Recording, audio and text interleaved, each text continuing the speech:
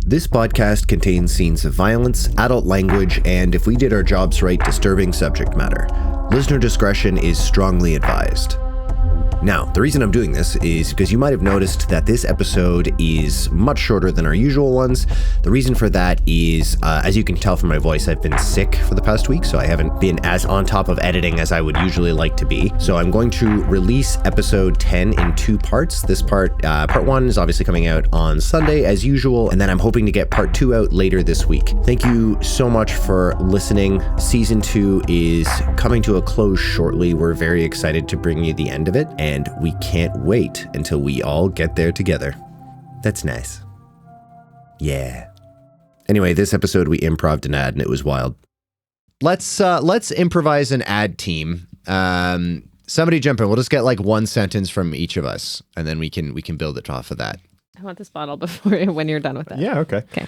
Have you ever wanted to collect glass, but were too afraid to ask someone for their empty bottles? It's a common problem all across the Promethean Highway. But fortunately, Artivac Solutions is here to help. Artivac is made from two prior companies, Art and Evac. The Art company was about getting people out of places in difficult situations, and the Evac company was about shoving glass bottles up your butt. And now they make the best damn good glass dildos anyone could make. Don't drop the ball, Kat. Come on, Kat. Come on, Kevin.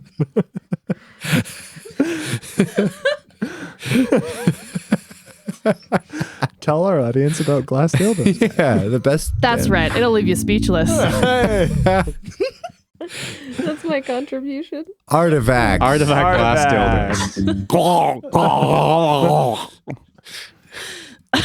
Available at a Oshkosh Befuck You near you.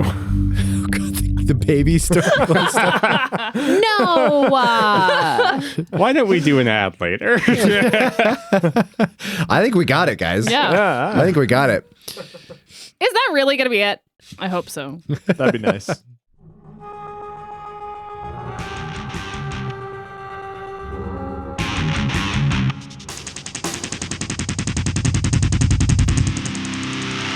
Hello and welcome to The Stars Aren't All Right, the only podcast to have me, Brian. Brian, that's actually not true. I've been in a podcast before. The only podcast that's hosted by a filthy liar. That's definitely not true at all. In any case, I am Brian. I will be your keeper this evening. I am very excited to be here. This is the second episode that we are recording as part of a marathon day. Episode 10, if you will, if you're feeling particularly mathematical-licious. Before we get into the episode, let's go around the table and let's get your name, your character's name, and then how about the first thing your character remembers getting in trouble for as a kid? And we'll start with Tom. Hi, I am Tom, and my character is Alastar Van.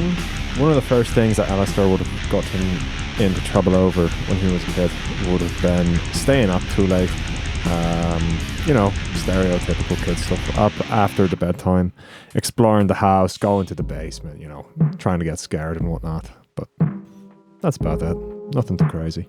That's so wholesome. I love it. Leah? I'm Leah, and I play Glade Walker. Which era of your childhood? Yeah. Let's say first era. Glade used to have a huge sweet tooth and would 100% eat every cookie in the cookie jar that her dad kept. Damn. Respect. Damn. Alex? Hey, I'm Alex Collins. I'll be playing Bubble Up Level Up, who is a sentient tongue that roams the galaxy going... Bubble Up didn't so much have a childhood as they burst into being at the beginning of time and space, and they got into a little bit of trouble when they tried to lick an entire black hole and got their tongue stuck in it, much like a child getting their tongue stuck to a telephone pole when it's cold outside, as was shown in the Christmas story. Amazing. And I will actually be playing Pyotr Gaius Maitland, who knows for how much longer. And Pyotr got in trouble when he tried to first start studying economics and social sciences instead of the hard sciences. They would find glossy social science review magazines stuffed under his bed. And they would be shocked and appalled that they were down there. which I guess we found out in the holiday special. Yes, we did. Actually, yeah. Damn. Alrighty. Thank you, Alex. Catherine. Hello, my name is Catherine, and I play Juno Angevin, our resident preacher. And the first time Juno got in trouble was when she snuck into her mother's lab on Io and for Engrath Limited, and ended up making friends with some tank clones in there, thinking that they were really the only other thing in her space that was about her size and her age. And they didn't really respond, but she found some camaraderie in them, and that's when her mom and dad decided to ship her off to the monastery. Damn. Did Juno ever find out what became of those tank clones? No, not those ones specifically. Okay, great. She tries not to think about it. Don't write that down. Don't worry, they just became Blue Man Group number. Yeah, they're all A blue fate men. worse than death. Roll sanity. Okay, great. Made friends with tank clones. Great. Okay, thank you, everybody. Let's do a hard recap of the previous episode. In episode 9, Pyotr, Juno, and Gaius, Gaius being Pyotr's Papa Bear, ran from the Paladin and his cronies, while Glade, Alastar, and Creed, on their way to the library, had spotted a Jesuits of Christ sniper on top of a building. Glade decided to take the high ground to fight them.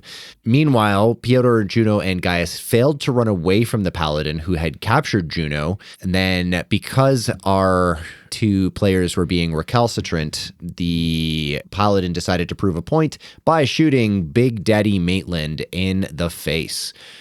Pyotr got pistol whipped when he tried to stab the Paladin and faded from consciousness, hanging on only tenuously to life. Glade, Alastar, and Creed got in a massive gunfight just outside of the library, managing to shoot a bunch of the Jesuits and then grenade the rest. I think, Alastar and Creed both taking shots to their body armor.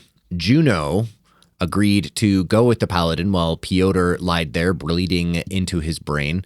But fortunately, the janitor who they'd had to run past in the hallway became possessed by Major Ziggy, as he was a plant for the witnesses. So he was there the whole time, but not actually the whole time, just because Pyotr succeeded on a luck check.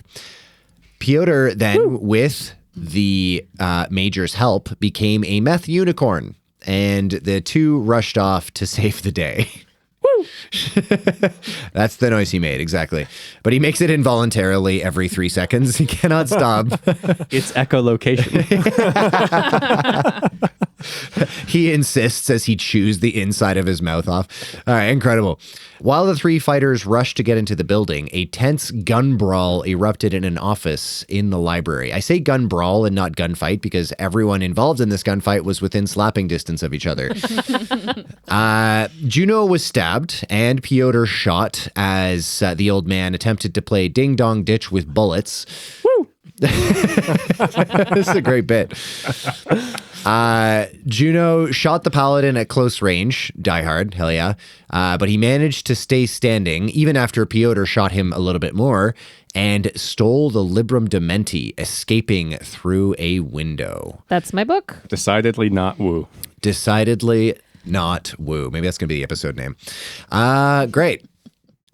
Could I just get a rundown? What's everyone's luck at? Let's start with Alastar. 29. 29. Great. Glade? Samesies.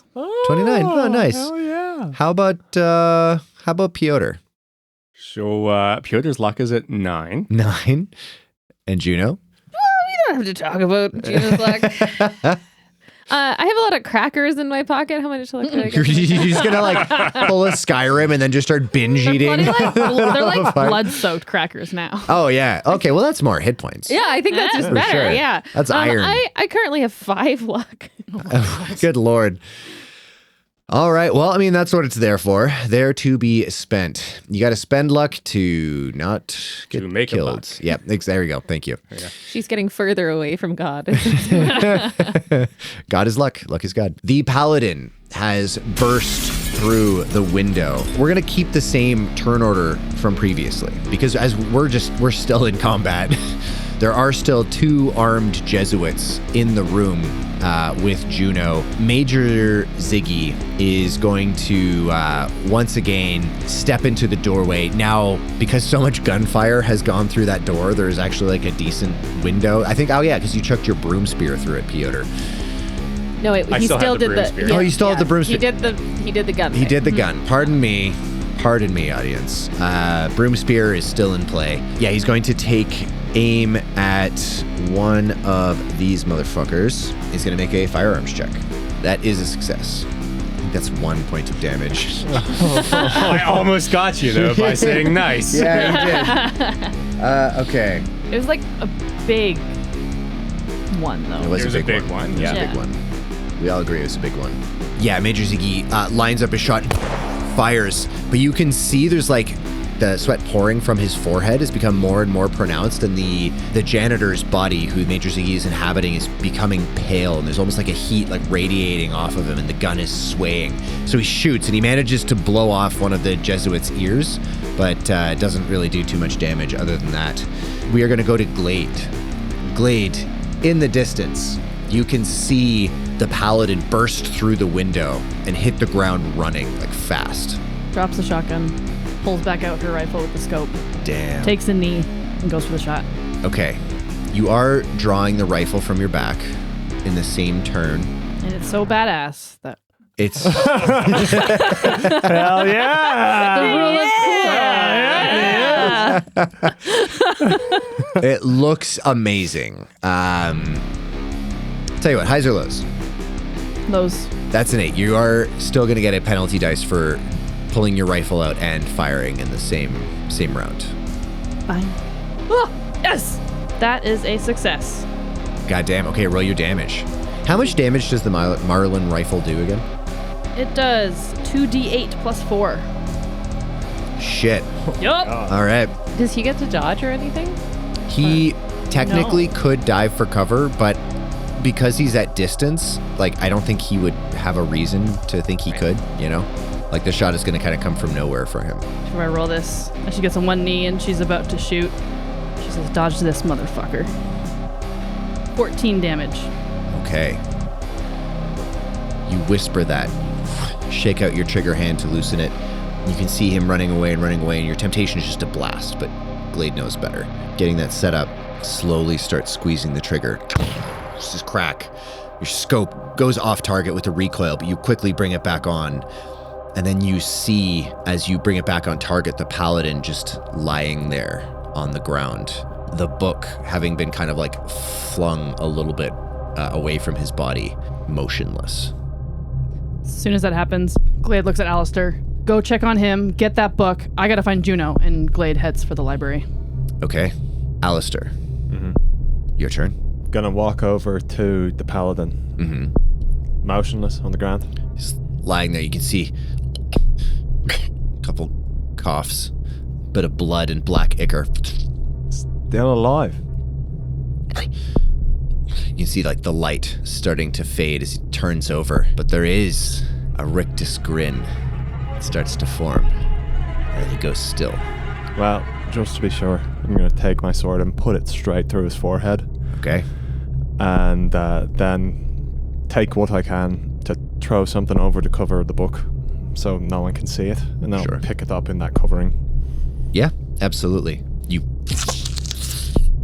You can see his body like twitches as you, to quote Gimli, embed a weapon in his central nervous system. Hell yeah. And then you pull it out. You go to wrap something around the book. As you pick it up, there's almost like a heartbeat You can see where you picked it up from on the ground. That rune that you saw before, the sigil, appears and then seems to burn into the ground. And then another one 3 feet away from it. And then in the other direction, 3 feet. And you can see them start to spread around. Some of them appearing almost as like burned after images. You see the book is covered in blood. Wipe it off. And as you are holding it, when you picked it up in this cloth, this material, I'm assuming like a jacket or something that you picked up, it was like slick. You could feel the blood like kind of like rubbing around as the material of the jacket, mixed with the blood and kind of like on the surface of the book. And then your finger stops sliding. So the book just seems to be absorbing it all. Could I make an occult check to see what's going on here? Please do. I'm stoked that we killed him, but I'm not so sure what's I happening. do not succeed.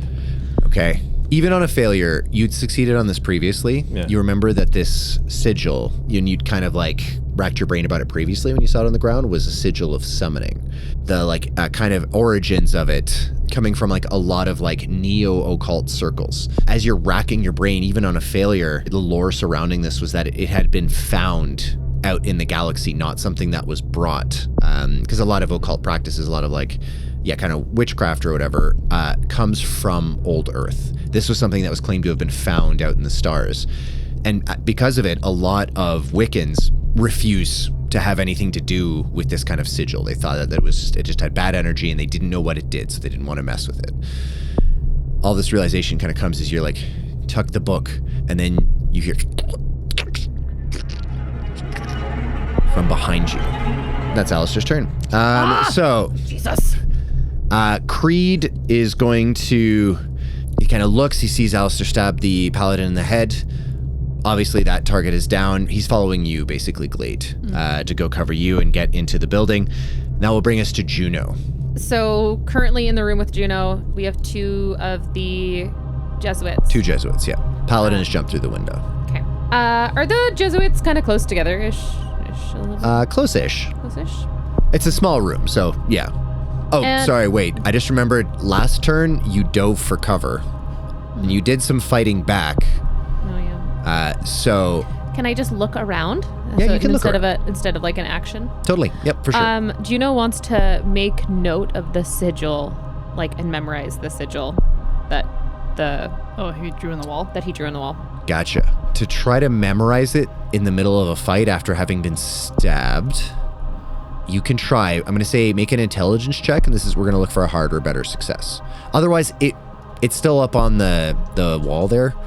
So, depending on what happens next, if you get the chance, you can always just take a picture of it or something. Do a lot else this turn anyway. No, I understand. Nope, that's not it. Okay, gotcha. Your brain is just scrambled. You're in pain. Your adrenaline is spiked. Your body is in fight or flight right now. It's just not the place where you can kind of make that kind of memorization. But good idea. Okay, right. That will bring it to their turn. Oh. The first one is going to shoot out of the door. It's going to shoot. So Pyotr, you can choose once again, die for cover or fight back. Die for cover is your dodge. Correct. And that would impose a penalty dice on his shot. I'm gonna skip your next turn. You have bonuses to combat. You do. How many minutes do you have left? Yeah, okay. So that bonus to combat applies to dodge, right? Yep. Yeah, I would say so in this particular. I'm going to dodge. You're going to die for cover, so you do lose your next turn if you do that. Yeah. Okay. And I do not succeed. You do not succeed. Okay. It's 2 brutal rolls. But he gets a penalty die anyway. But I don't like Brian's face sometimes. That's rude. It's true. Truth hurts. He doesn't get a penalty dice because the door has been blasted open enough that they can see through it. But he doesn't because of Firearm dive for skill. cover? The dive for cover if you succeed on the dodge check. Oh, if you succeed. Right. Right. Okay. So he And I did failed. not. He failed on the dodge check. Damn it, Alex. That's not quite an extreme success. I'm dead. He rolls any damage whatsoever. I have 9 luck left. I'll tell you what. So you're at what, 1 hit point? Yeah. I'm gonna roll the damage because you still have 14 minutes left on your meth.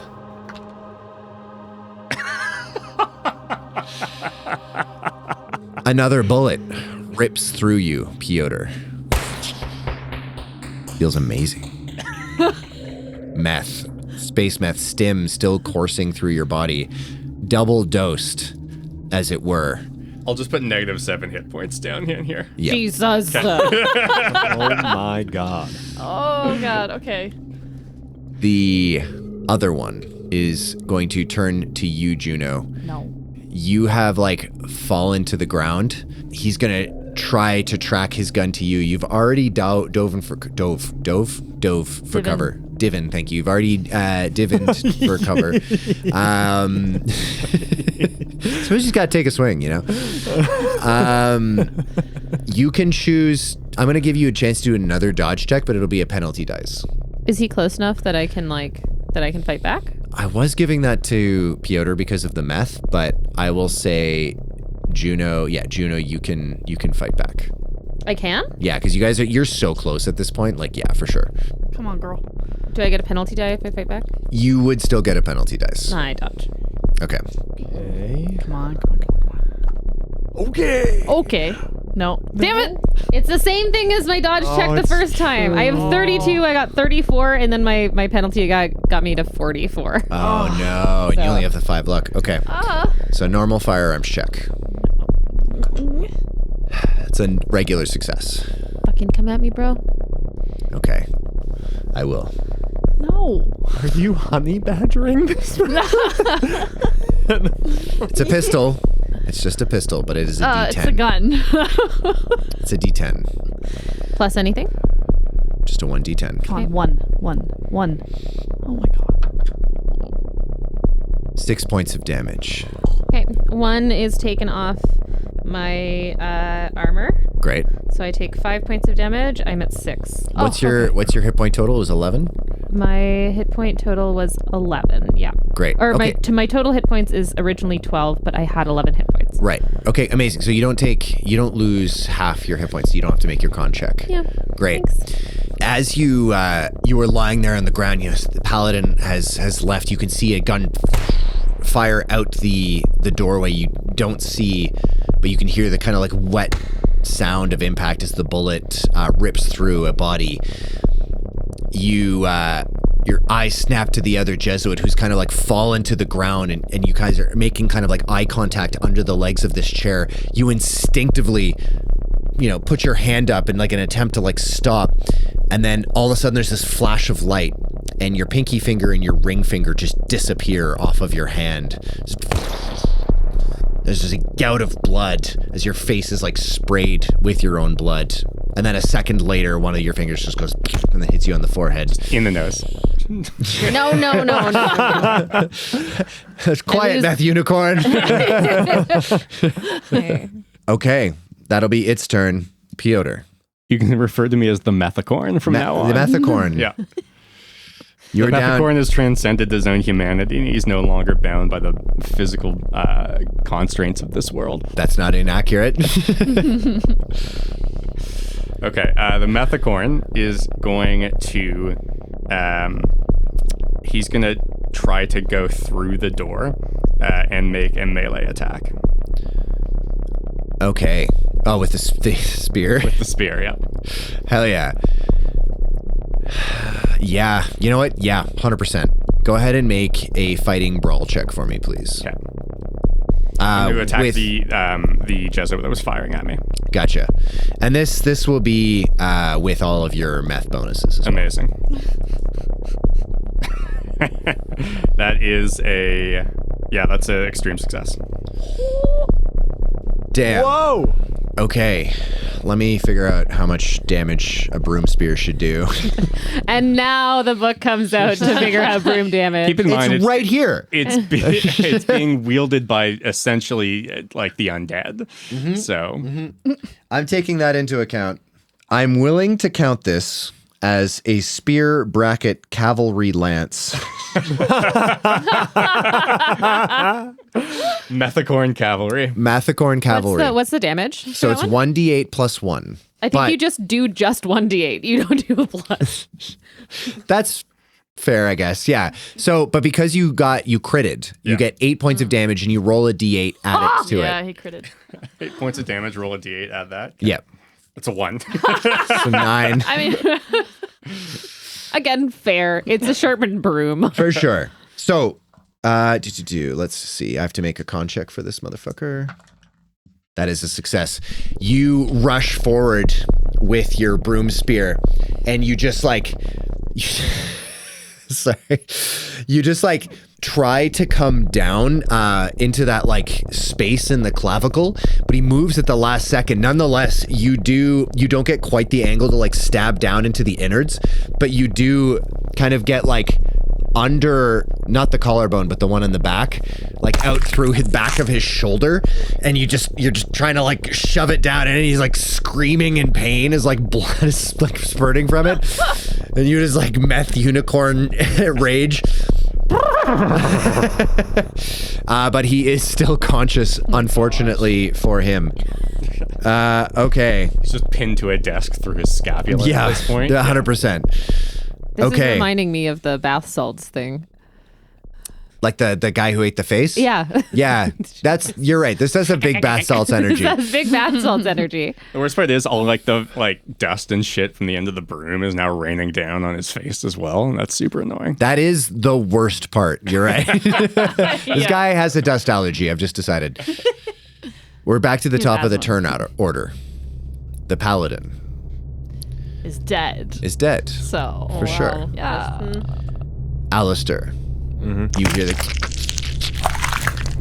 as you turn around, you can see the black lines that were following the veins of the paladin. It's almost as if they like burst through containment, and his skin just starts like bubbling and rippling.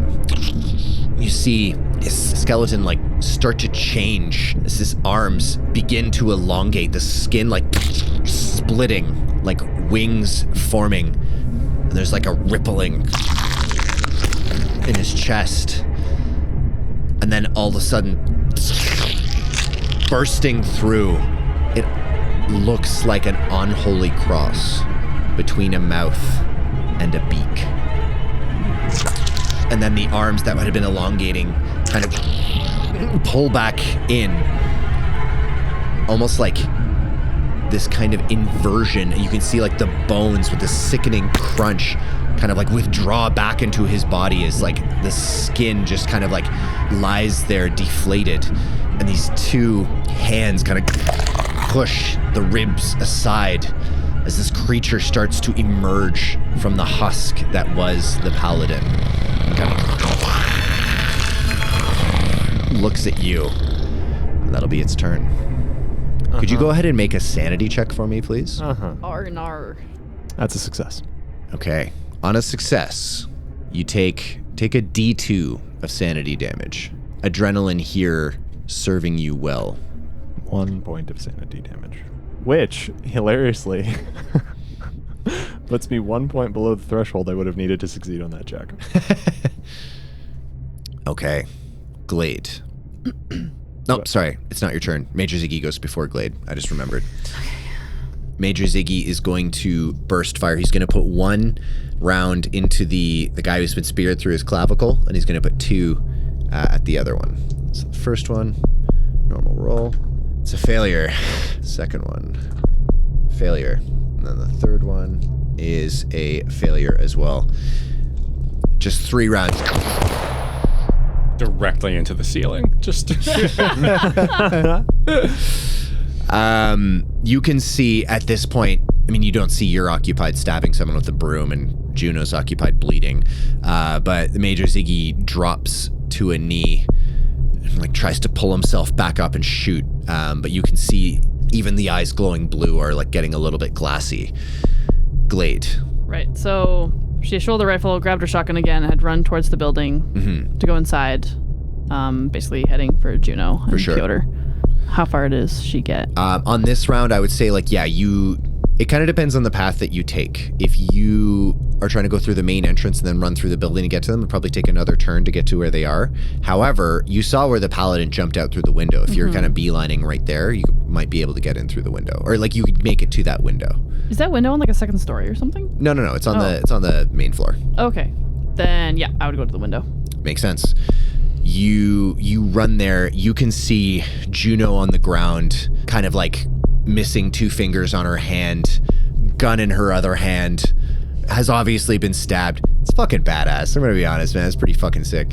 You can see Pyotr with multiple gunshot wounds in his torso. Pyotr has half of his head caved in. He has 4 gunshot wounds. He has a pervidin serrette sticking into his forehead.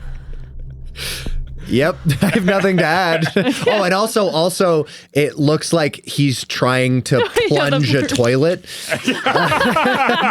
but with a broom, the broom end still on the other end, and just like, like you can hear this like horrible sound of broom grinding against bones and flesh. And you can see a figure with glowing blue eyes of the janitor just waving a gun wildly into the room. Oh my God. So what'd you like to do? So is there a Jesuit closest to Juno? The one that shot her fingers off? Yes. Yeah. Okay. Glade's gonna shoot him. Gotcha. With their Yeah. shotgun. Go ahead and make your firearms check. SOS. Hard success. Hard success. Okay. Go ahead and roll your damage. Oh, okay. So 13 damage. 13 points of damage. You get up there, you shoulder the shotgun, line it up. Juno, you just see there's this like spray of red mist as the all of the pellets just like eviscerate this guy's torso, and the lights just go out like immediately. The gun drops to the ground as he's lying there bleeding out. I always had faith. All right, that will bring us to Alastar. You are seeing this creature. What are you doing? Wait, wouldn't I see the creature too? This is happening behind you. So I'm assuming you're just kind of like charging right at the thing. Yeah. Okay, so the creature would have formed like after I got to the window then? Yeah. Okay. We'll say that. But I haven't noticed it. You haven't noticed it yet. I'm assuming just because you're so focused on Juno. Yeah. Okay.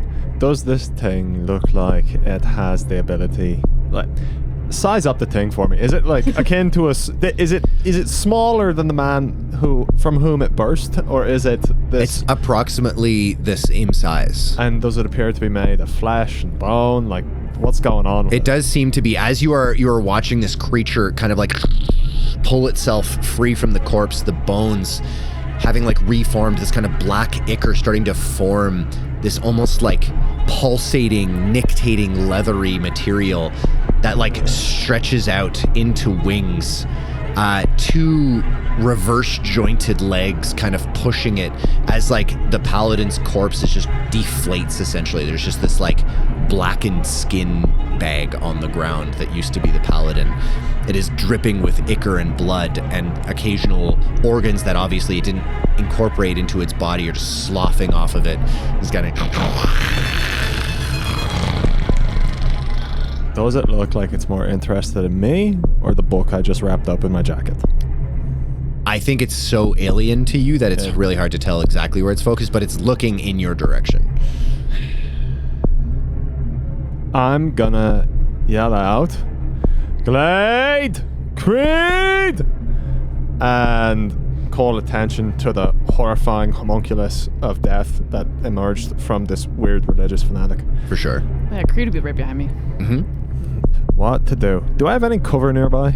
Anywhere where I could go to escape the immediate threatening range of this weird... I mean, like, you could try to run into the library, or you could try to run back to the, like, libtard building.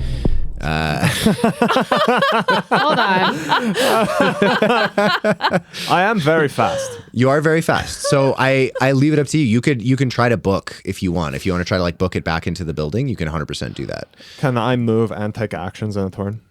Yep, for sure. Great. For sure. I'd like to move as close to Creed and Glade as I possibly can. Yep, for sure. Just hoof in that direction. Then I'm going to drop the book behind me in my jacket. And I'm going to, sword still out, shoot the shit out of this weird little daemon angel thing. That makes sense because you had reloaded. I had. Okay. Yeah, go ahead and... I'm only going to shoot twice, though. Okay, yeah, for sure. Twice. So go ahead and make your firearms checks then. So, well, be 1 straight and then 1 with a penalty dice. Just succeeds. Second shot. Also succeeds. All right, go ahead and do your damage. Fuck it up. 13 on the first. Okay. 10 on the second. Or sorry, 9 on the second. Alrighty. You go past it, you 2 shots directly into its center mass. Is gonna struggles a little bit and then falls to the ground. Its tongue, this kind of like slithering out, unbelievably long, but it's just lying there, motionless. I don't have any more actions on my turn, so. For sure. Creed comes running up to you and it's just like puts his gun on the creature, looks at you, looks back at it, and then just puts 3 more rounds into it as it's lying there. It kind of twitches, but otherwise doesn't move. Does tongue stop moving? Yeah. Juno, Yes. it's your turn. So Glade is now in the room. Glade is just outside the room. She shot in through the window. Okay. Oh, she's coming in the window that the Paladin jumped out of, I yeah. understand. You still holding a gun? Oh yeah. I think we're still on the phone with each other.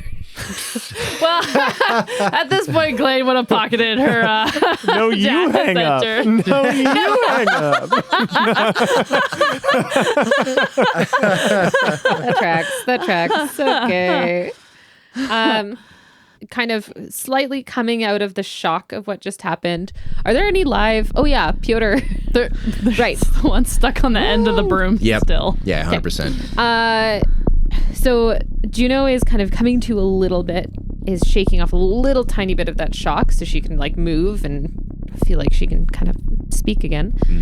Pyotr, I thought you were, oh Jesus, what are you doing? Pyotr just grinds the broom a little bit harder. And looks at Juno, just eye contact. Smiles with his remaining half of his face. Glade's just like, Juno, send him to your god.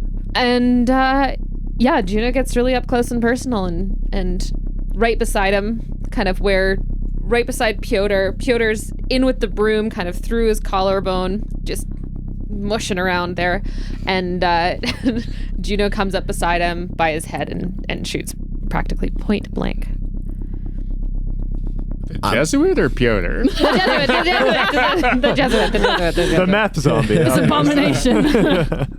At this point, he's basically like pinned to the ground. I'm gonna get you to roll a firearms check with a bonus dice, but I'm just checking to see if it's like a fumble. Okay. Sounds good. Which with a bonus, I feel like I've cursed you now. It would be hard. Don't. It's fine. It's totally fine. Oh. No fumble. Whew. Okay. No need to roll your damage. You go up to him and Pyotr's like jittering around, like Pyotr's like fucked. She stands above him and points her 44 with both hands, although one is bleeding. She holds the gun with 2 hands. Mm-hmm. And she looks at him and she says, "Your righteousness means nothing. We are all just children of some god. Rest." Pyotr goes, "Yeah, fucker." And unfortunately, that's when the trigger breaks. Yeah. And then like, you blast, like totally blow off the other side of his head as the bullet like tumbles through his skull. And he would collapse to the ground, except that he is still being held up by the broom spear. That is the last of your enemies. Glade with her shotgun still kind of like at the ready. She's like, hey, is there anyone else? No.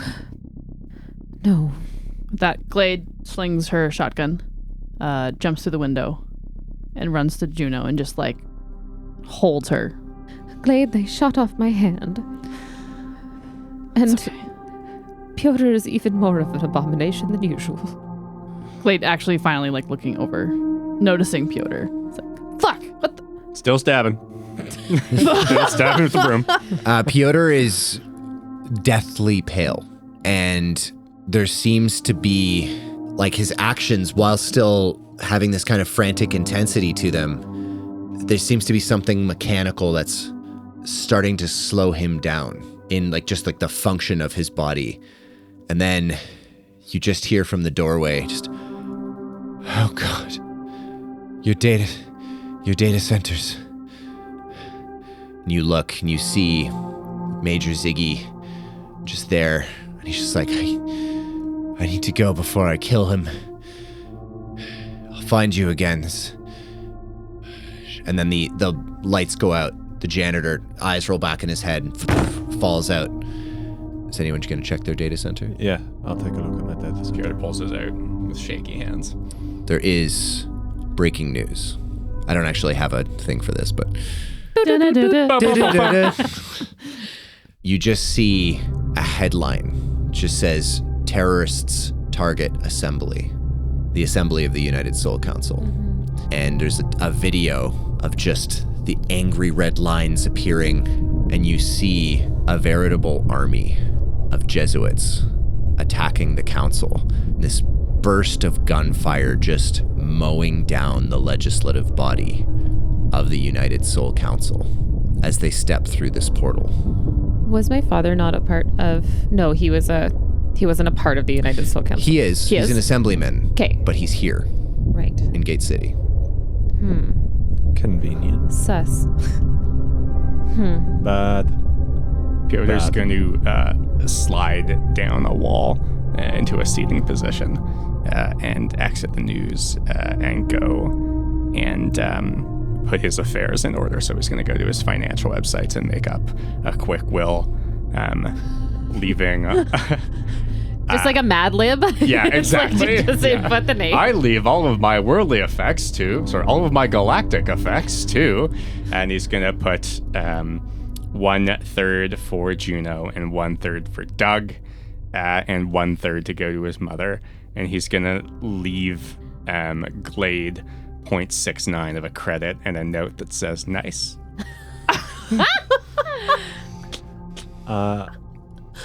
I'd like to reload my gun, grab the book. Looking inside the window for the first time, I see Pyotr laying against the wall. He's got what would be sucking bullet holes in his chest, right? Is there any blood coming out of him? At this point, no. So I know he's already dead. Pyotr is a dead man walking at this point. I don't know if Pyotr can see this, but judging from the state of things, I'm just gonna look over to him what he did. I know he's distracted, he's doing his other things. This is nonsense to him, but I'm just gonna nod. Pyotr gives you the shakabra with one hand as he types with the other hand. His like meth infused mania can just feel your nod. He doesn't even look. Part of his thumb comes off and the shakabra just flies across the room. Glade just quickly puts her hand on Juno's face, makes her look at her. Are you okay? They shut my hand off, and they shot Pyotr. I shot them. Juno, sit down. Glade starts to try to ease her down to the ground. Sit. Okay, I sit. Look, I'll be right back. And Glade goes over to Pyotr. Let's take care of Pyotr. He seems to need help. Glade crouches in front of Pyotr. Glade, good to see you. That was a hell of a fight. Could you take this cigarette out of my forehead? Glade reaches up and pulls it out. Tosses it. Thank you. That hurt.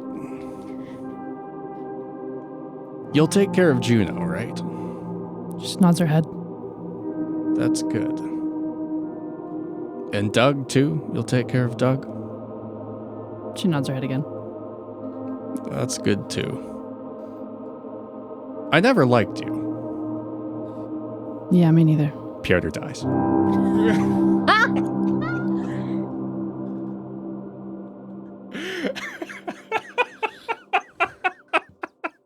Oh my God. I'm glad you're proud of yourself, Alex.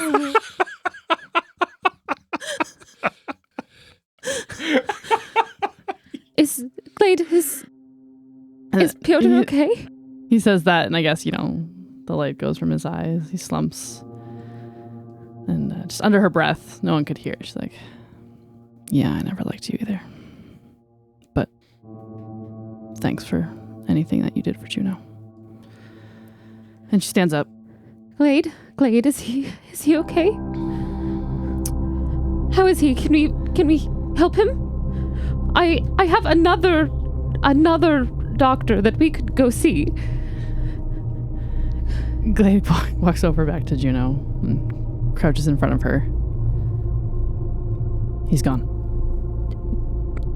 No, he was fine. He was standing. He looked strong and no. He's gone. That selfish prick can't be gone.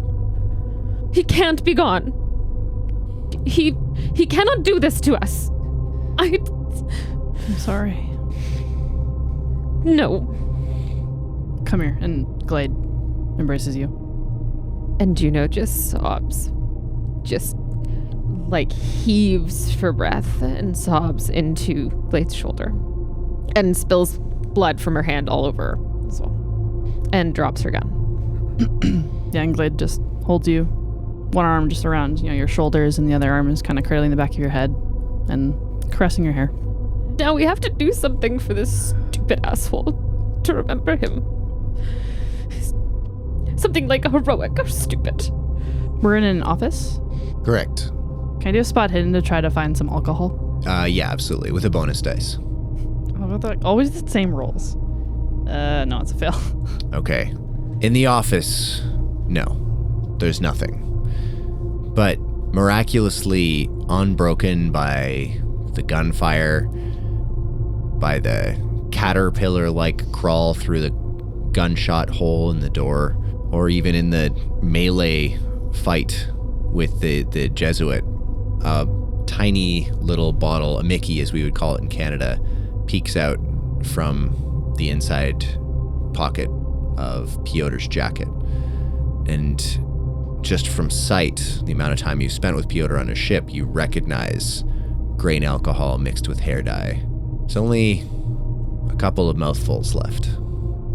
Glade kind of lets go of Juno. There's something we can do. And she goes back over to Pyotr and takes out the Mickey of the alcohol.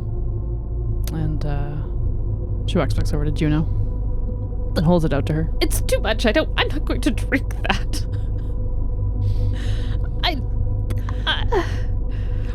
I mean, it's...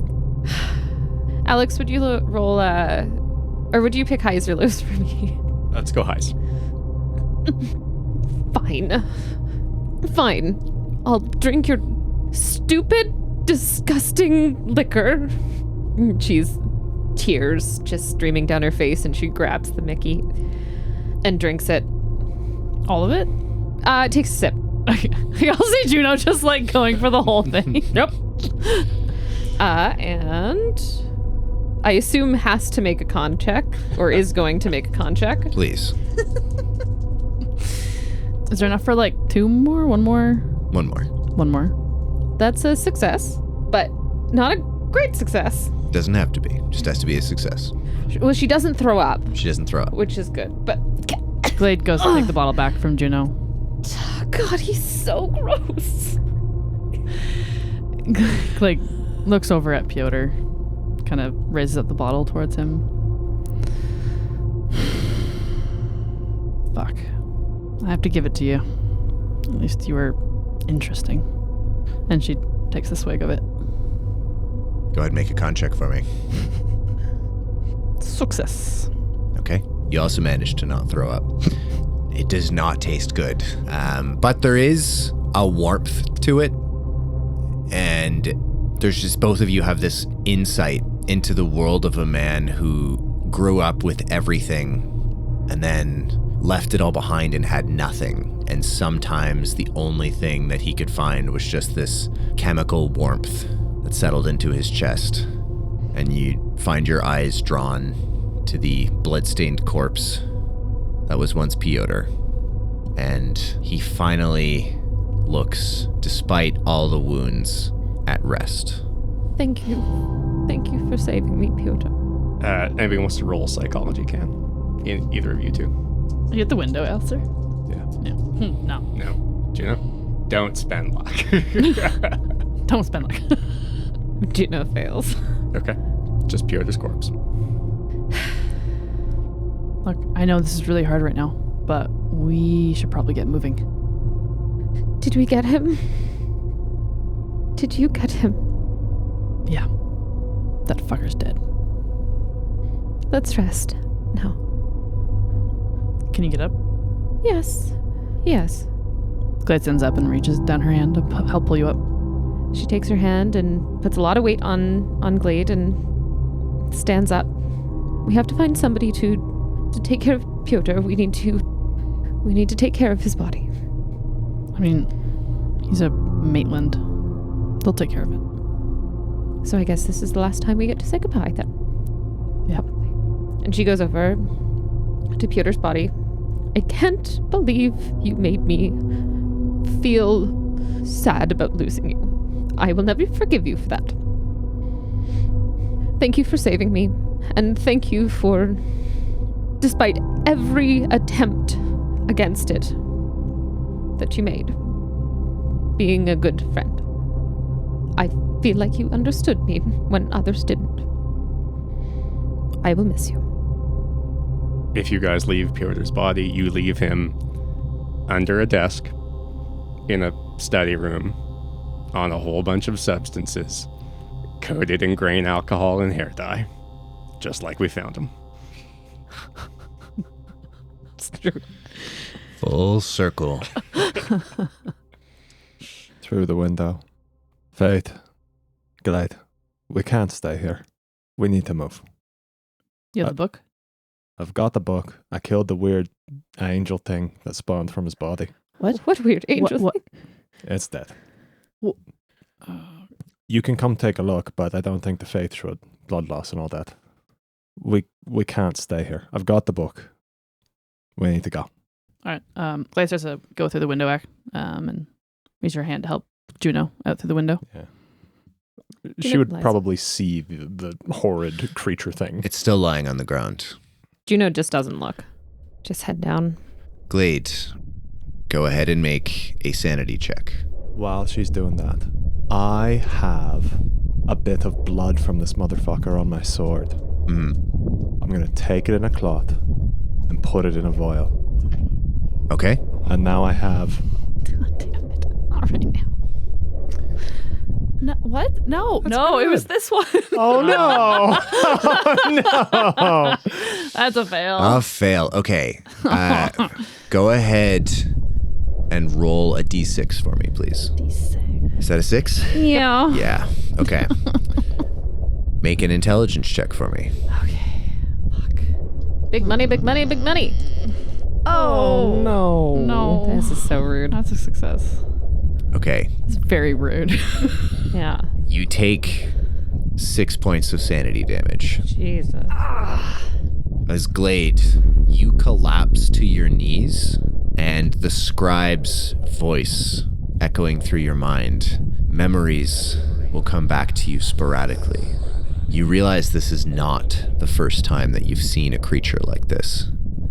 And then you pass out. Juno has her back to the window as she's like trying to climb out of the window behind Glade. And as she's climbing out the window, she looks at the wall where the sigil is, and she attempts again, now in clearer mind, to memorize it. At this moment, because there's no pressing concerns, you realize you can't just take out your personal data center and take a picture of it. That would be smart. So you do that. Thank you, the benevolent God. You guys have had a hard day. Yeah. You do that. And then you hear Glade collapse behind you. And she hops out of the window before she turns around. Glade? Alastar said that there was something terrible out here. Are you okay? And then she closes her eyes and turns around and feels around for Glade. It sounds terrible, and I don't really want to look at it. If I can, I'll go pilfer one of the fallen Jesuits and kind of throw a jacket over the corpse of the thing. For sure. You go and do that while Juno is kind of like questing on the ground on her hands and knees. Like a meter and a half away. A meter and a half away. from Glade. You know, it's funny because it's not an inappropriate reaction to cosmic horror. You know what I mean? Like, that's pretty reasonable, actually, like, truthfully. So here's what I should have done. All right, so Alastar gone to grab some jackets from the fallen Jesuits. Creed moves to start to go to help you, but then kind of like realizes that, you know, two of your compadres are just like down on the ground and somebody should keep an eye on them. It's worth noting as well, Alastar, you are seeing these sigils start to like spread everywhere. It's almost like fireflies in the sky. Like they're appearing in the air, they're appearing like everywhere, and there is this like... Does it feel like they're all energy centered around the book? Like, is it a dome forming around us? It originated from the book, and it is like spreading. It's actually spreading farther than you can see. Glade. Dim memories begin to resurface. One specifically, you hear the LT's voice over your comms telling you to stay frosty. Stay frosty, Sarge.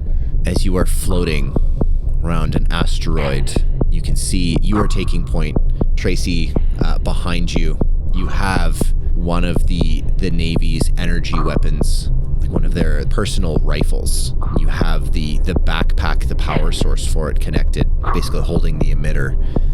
As you come around the dark side of this asteroid, there's a crater, and all of a sudden, silently, these creatures start to fly at you. You just hear Tracy, "Contact, contact!" And then, silently, you pull the trigger and you see this beam of light, a laser, just cut one in half. Yours cuts another as a swarm comes out towards you. You feel a warmth in your hand. As you come to, everything blurry in Gate City and Juno's hand closing in yours. Fuck. You're Looks okay. over. We're okay. Are you still like closing with your eyes? If I haven't gotten the okay to open my eyes are still closed.